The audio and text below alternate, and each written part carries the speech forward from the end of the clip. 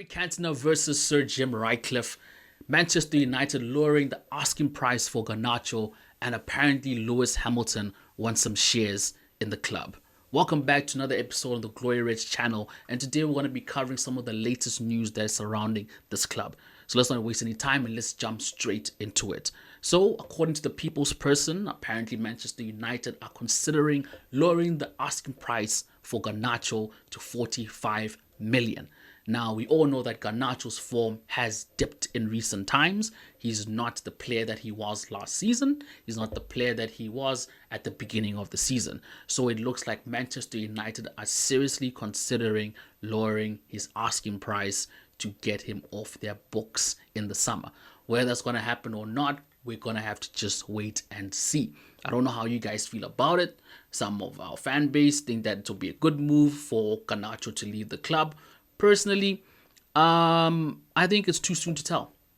I think in general, every single player at this club has had their moments, good and bad.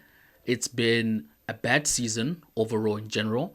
And I think some, not a lot, of these players do actually have more potential than what we are currently seeing right now on the pitch. So United are also reportedly interested in Atalanta's Ademola Lookman, who we're all familiar with, potentially adding more firepower to their attack. So it seems like if Manchester United are going to get rid of Alejandro Garnacho, that seems to be their favorable target to come and replace Alejandro Garnacho. Right, so now let's move on to Eric Cantona versus Sir Jim Ratcliffe. So, club legend Eric Cantona has publicly criticized minority owner Sir Jim Ratcliffe, accusing him of trying to destroy Manchester United. Cantona is also particularly upset about plans to replace Old Trafford and the dismissal of long-standing staff members. So, this is not a topic that is new to us. This is coming from The Guardian. We all know that a lot of us are not happy with a lot of decisions that the club has made. Old Trafford is a mixed bag of split opinions between the fan base of whether the club should be rebuilt or whether the club should be completely, not destroyed, but a new club should be put in place. We've already seen the plans for the new stadium. We already know what it's going to look like. It's on the Manchester United website. It's been reported online. This is something that's going to happen, but a lot of people are not happy with this move. And Eric Cantona is one of the latest people to come out and basically voice his dislike about this approach. And then, of course, the cutting of jobs of staff members, the cutting of funds has just really added more fuel to this. Eric Cantona clearly is not happy with the situation, and personally, we aren't. But the staff member thing, yeah, 100% do not disagree with it. But like I said in my video, I'll post a link in the description down below so you can go take a look at it. I think that Old Trafford has reached that point where, unfortunately, we just have to rebuild a new stadium.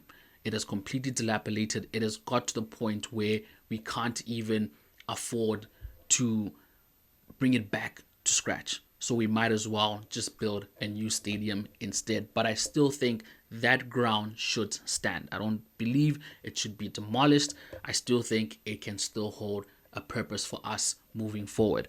Right, now moving to the next story. Sir Jim Ratcliffe is reported looking to bring Michael Sansoni, Lewis Hamilton's former performance engineer, to enhance United's data analysis operations.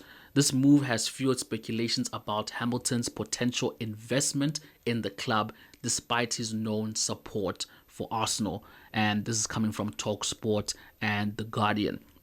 So, Sir Jim wants to bring in Michael Sansoni, Lewis Hamilton's former performance manager, to enhance the data, right? And we all know in the modern football, a lot of things that happen at the club is based off data. In the transfer market, they look heavily at the data. When they review matches, a lot is relied on data. Scouting, they want to look at numbers. They want to look at how injury prone players are, how many times it occurs, and they put all this stuff together to determine what the next decision that they're going to make. So he believes that this guy is the best person to come in place to enhance what's really happening at the club. Um, Data is data, you know what I mean? But Formula One and football are two different entities. So I don't know how those two worlds are going to meet, right? Now, obviously, you can carry some things from one place to another. Like I said, data is data; it's processed in the same way. But I think when it comes to the metrics, it's very distinctly different how you would measure, the performance of a Formula One car versus, how a club is doing. So how they're going to translate that and how he's going to be of any help to this football club, I don't know. You know what I mean? I don't know. And, as these guys go to say, it has fueled speculation about Hamilton's potential investment in the club. Now, they're obviously drawing this from the fact that, Sir Jim Ratcliffe at Mercedes-Benz, Hamilton at Mercedes-Benz, this was Hamilton's performance engineer, and they how they make stories about Manchester United. They want to make one and one make sense. And Hamilton is clearly an Arsenal supporter. Why would he want to come and put money into Manchester United? It doesn't make sense. Arsenal are literally at the brink of, winning something, winning some silverware. They just become unfortunate, over the past couple of seasons. I mean, when you think about it, Arsenal have only lost 3 games this season. They've actually been doing quite well. Was it last season or the previous season? They lost the title by what was it, less than 5 points? So Arsenal are actually really close to winning the title. So it doesn't make sense why Lewis Hamilton, or why the story would come out that Lewis Hamilton could potentially invest in Manchester United when the club that he supports, that investment will go a long way to actually push them over the edge to what they need to do or get or whatever, invest for them to get over the line. Then put that into Manchester United that clearly, is a much bigger project, and it will require way much more effort, way much more money for them to bring it up to scratch. So yeah, I don't know about this story. I'm not really feeling it. I don't believe it. I just think that it's just one of those other things that's just coming out. Right, now moving on to Andre Onana. So Andre Onana, of course, has not been very popular in recent times, obviously given what happened in the match against Lyon, the drama that led up to it. And it seems like the Saudi guys are still interested in Andre Onana. They want to bring him over. And it also looks like Manchester United are interested in Zion Suzuki from, which club is this again? I'm trying to find it over here. Is it Parma? They're interested in bringing in Zion Suzuki to replace him. Now, personally, don't know much about this keeper. I've definitely seen some highlight reels. I've seen what he can do. But again, these are some of the things that we saw with Andre Onana before he came to Manchester United. We saw all these great clips from Andre Onana with Inter Milan. And, we all got, not all of us, obviously we didn't want to see David De Gea leave the club. But we all got fooled into this thing of, yeah, you know what? He'll be the one, who will come and fill the boots of David De Gea. He'll be appropriate for the club. He will come and basically do the job that he was required to do. And clearly that has gone wrong over the course of 2 seasons. So these guys are looking to replace Onana.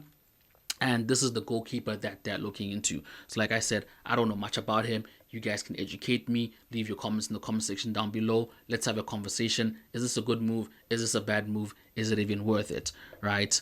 Moving on, Marcus Rashford. Crystal Palace is reportedly plotting a sensational move for Rashford, aiming to bolster their attacking options. This is coming from Sky Sports.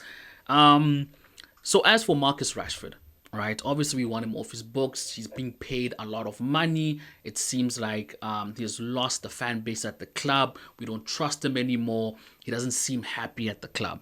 So it's going to be a good move for Marcus Rashford to move away from the club. So obviously, as fans, we don't want any of the people, of our players that we get rid of, to go to any of the big clubs, the top 4 clubs, so to say. So Marcus Rashford making a move for Crystal Palace, I don't think would bother United fans, but at the same time, I don't think Marcus Rashford would settle. And I'm not trying to disrespect Crystal Palace or Crystal Palace fans, but I don't think he would settle making a move going to Crystal Palace because I think he still believes he has the quality to play for a top flight club. And Marcus Rashford, born and bred Mancunian, I don't see him, making a move to a rival club in the league. If that happens, then it happens. So I don't see him making a move to a Chelsea. I don't see him making a move to an Arsenal, a City, a Liverpool. And in any case, none of those clubs are interested in him. Right now, he's doing very well for Aston Villa. He's performing there. So if anything, I think Marcus Rashford might pursue to make a move there. And even if that move does make Aston Villa a potential threat, I don't think Aston Villa are so much of our concern. I know, yes, they are playing better than us, on better form than us, finishing in higher position than us, but I don't think it would hurt anyone if Marcus Rashford had to make a move to Aston Villa. So I see Marcus Rashford declining that approach of him going to Crystal Palace if they come and approach him. I think Marcus Rashford would rather stay at Aston Villa with Unai Emery or make a move outside of the league. It's not the Saudi Pro League 100%, so I probably see him going to like a PSG if they're going to be interested in him, or maybe a Bayern on the bench. I don't know, but I just don't see Marcus Rashford going to a team like Crystal Palace, so I wouldn't give any leeway to this story at all. Liam Delap, United and Chelsea are both eyeing Ipswich Town's 22-year-old striker who has a 30 million release clause that activates if Ipswich gets relegated. So prior to this, and I'm not sure if I mentioned this in the video, so this is just me correcting the misinformation that was put out there. So prior to this, I think it was 40 million release clause, and then we all got corrected that this was in fact a 30 million release clause for Liam Delap. All right, Liam Delap, 22-year-old striker, still in development, still in the training wheels, not yet the finished article. I don't want him at Manchester United. You know what I'm saying? I've got nothing against the player, but I think we already have a Liam Delap at Manchester United, and that is Rasmus Højlund. Now, Liam Delap is playing and performing better than Rasmus Højlund, but in the sense of the type of profile of player that he is, right? It doesn't make sense for us to keep bringing on a position that's very vital at Manchester United, to keep bringing on players that are not experienced, players that are not the finished article, players that have got tons and bags of experience to guarantee us 20 goals a season. Liam Delap, still a developing player. He can't guarantee us what we need going into the next season. There's a lot that we need to fix at this club, and I think bringing another youngster into a position or a role like that will not be the best move. So, William Delap, yeah, I'm not in favor of this move. Moving on to the other side, right, we have Rayan Cherki coming from Lyon. We saw what he did to us last season. Not last season, the first game of the Lyon match. United is leading the chase for Lyon's forward Rayan Cherki with a reported 200 million budget available for summer signings. So it seems like, and this is coming from Sky Sports, United apparently have a 200 million transfer budget fee. Not budget fee, sorry. They have a 2 million budget that they're going to use in the transfer market, and it seems that they want to use part of it to bring in Rayan Cherki. So again, another player, I've just seen him play when we played against him. It's a one match thing. I need to go do more research on this player and actually see, what, is he worth it or not? But as it currently stands, that's the news out there. Manchester United are interested in bringing in this player. And last but not least, United celebrate their 4,000th top flight game. All right. And this was against Newcastle.